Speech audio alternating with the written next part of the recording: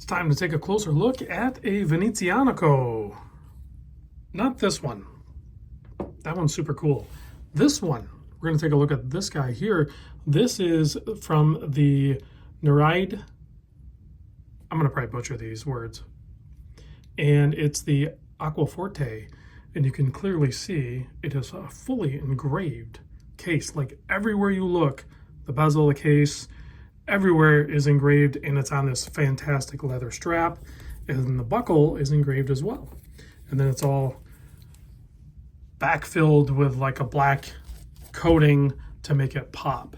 So big thanks to Venezianico for sending this over for me to check it out so you guys get a closer look at it.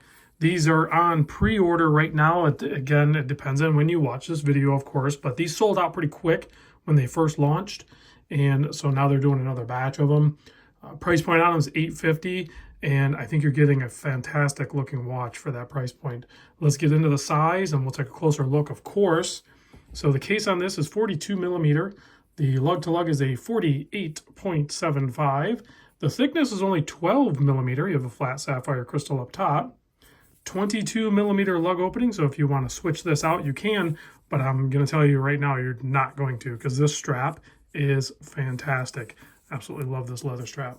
And then you have a 7 millimeter screw down and signed crown, engraved rather, keeping the 200 meter water resist.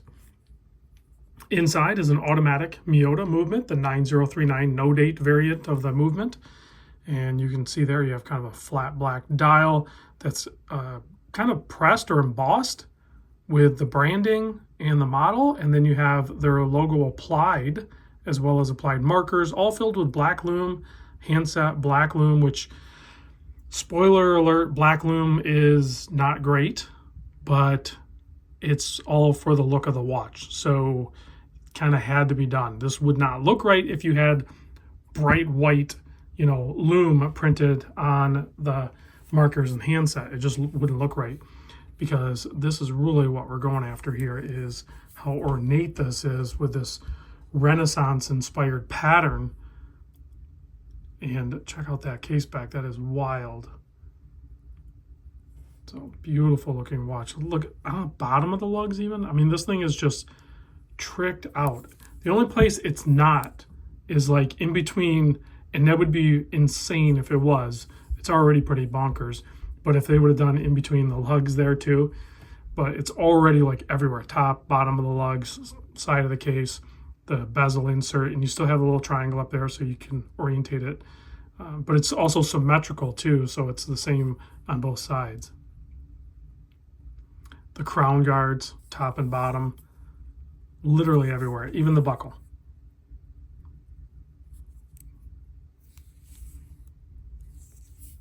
So what do you guys think? That is just nuts.